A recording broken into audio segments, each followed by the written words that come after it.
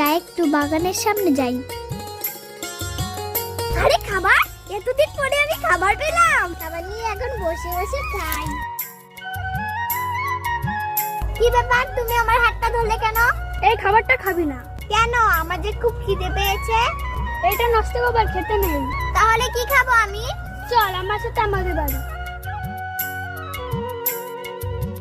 এখানে বস, তুই এখানে বস, আমি ঘর থেকে আসছি। এই নে খাবার।